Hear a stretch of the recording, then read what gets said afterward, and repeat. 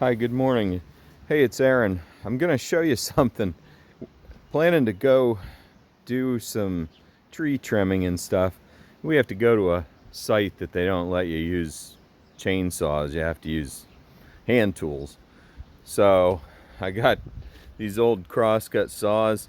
There's some wood wedges here that Tom Allen made. Got a hammer to drive them in if we need them. Let's see.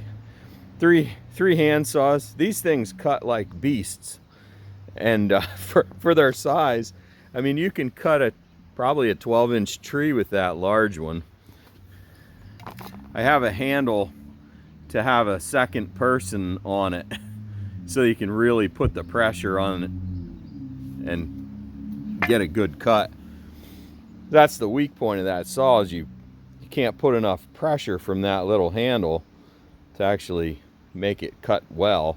So you have a second person, you can really go to town. So I got a rope here. This is a pretty good rope, the orange one, but it has a splice in the middle of it. This rope is seems like a special rope.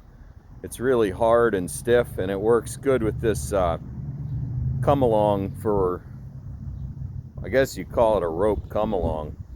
You can tighten that rope and make it just like a banjo string or something. I mean, it's guitar string. It's super. I mean, if you need to get a tree to lean a certain way, you can use that.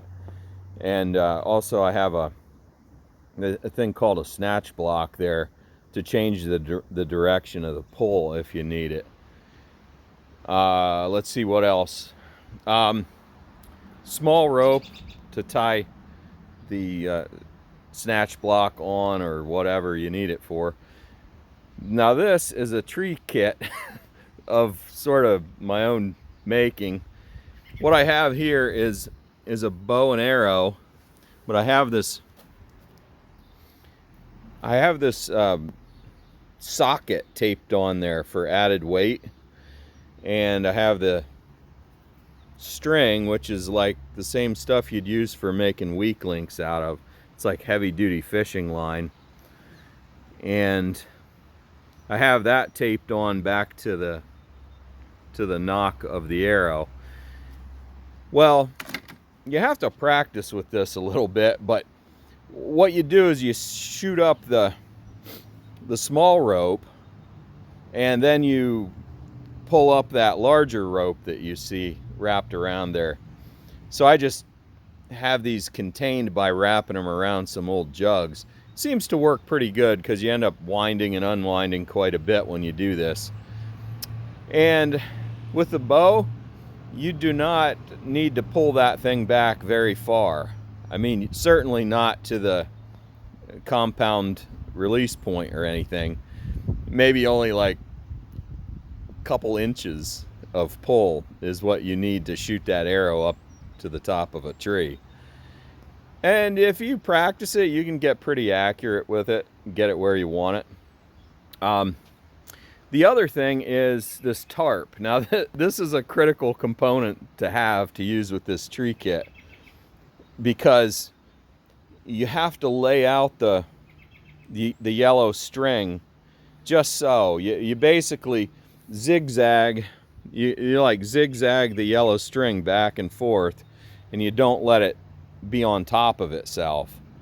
So the tarp is like, I'd say it's like 8 by 8 or something like that. You just run up and down the tarp with the string enough that you think you can get to the top of the tree with that amount of string. And so essentially it's no resistance when you shoot the arrow. The reason for the tarp is you can't rely on this system unless you get a clean shoot.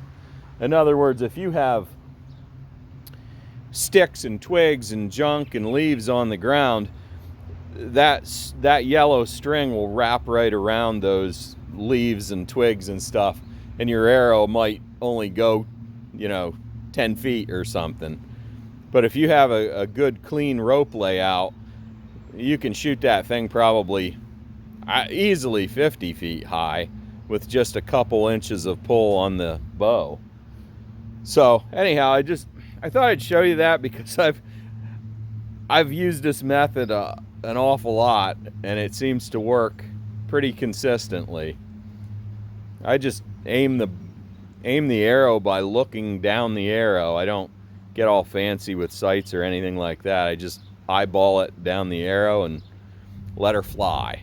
So anyhow, hope this was fun for you.